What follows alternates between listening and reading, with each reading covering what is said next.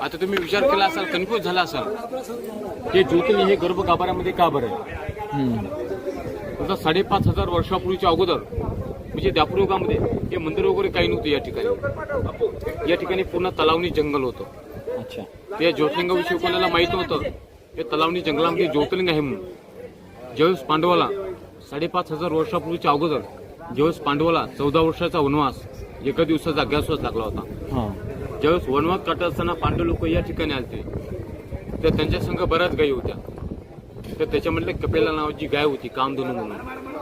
जी कपिला नावाची जी गाय होती ती रोज या तलावामध्ये वनामध्ये चारा खायची आणि पाणी प्यायची.